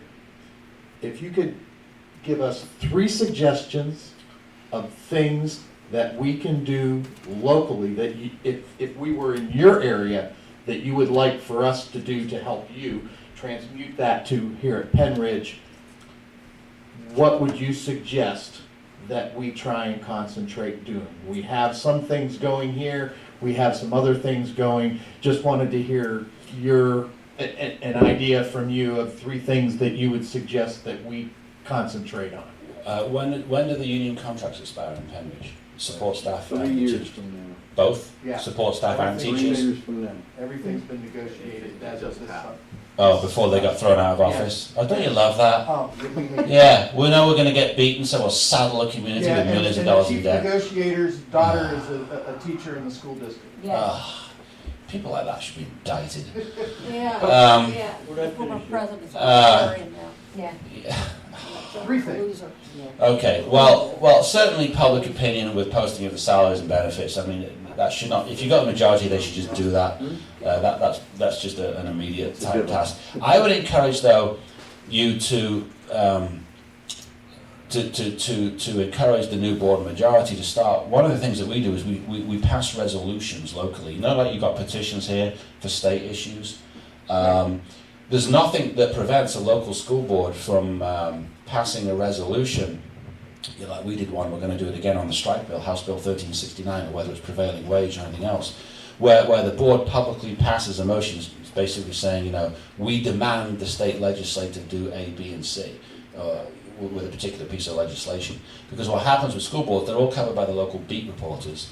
So if Penrith School Board says, you know, we demand the prevailing House Bill, whatever the number is, you know, the prevailing wage be passed into law, that will get picked up by the media, and that becomes then an issue for the local state rep to have to answer to. So I think one of the things that taxpayer groups and school board directors can do is push state issues, even though they can't change state law. You know, local officials should not be shy about using their public voice to demand change at the state level on issues that affect them daily in the budget. So there's no end to the list of resolutions. Anything you want done at the state level, like you just do a bunch of whereas clauses. Whereas we're suffering this much financial pain, A, B, C, D, and E, now therefore be it resolved, the Penridge Board of School Directors hereby demands House Bill, whatever it is, be passed into law to eliminate prevailing wage or whatever, signed by, you know, board president, and you take a vote, and all the board, you vote on it, and then you send it out to the local state reps, you send it out to the media, you send it out to the governor, PSBA, just to annoy them. here we come. But again, you know, driving the issue out into the court of public opinion is something that school boards can do and taxpayer groups can do. So I would encourage that, and I would just, again, publish it. That's to what, let me do a third one. Well, the pension thing, educate the public on the pension crisis. Are your support staff employees, Yes. Penridge, do you outsource busing? Or- Yeah. No. It's all in-house. Plenty of opportunities. They're all unionized. Start thinking about, you know, you'll be in negotiations before you know it in the next couple of years, so start laying the groundwork for that. So, public opinion. Public Start opinion. hearing public Taxpayer organizations should be in the business of driving public opinion so that school board officials vote the right way and state officials start getting the heat. And hopefully, you know, if you get people, you know, that are of a like mind on the school board, the taxpayer groups can be very helpful by coming down to public comment and supporting the resolutions. Because one thing is, what people forget, is when you get decent people on a school board, you know, you got to remember sometimes it's nice that the school board directors hear a good word. Because I'm very used to and I'm fine with it. I have a skin that thick, right? So I actually like it when they shout at me. But sometimes, you know, it's good. People come down and say, you know, thanks for voting for this or something like that. So don't forget to say thanks to the good guys.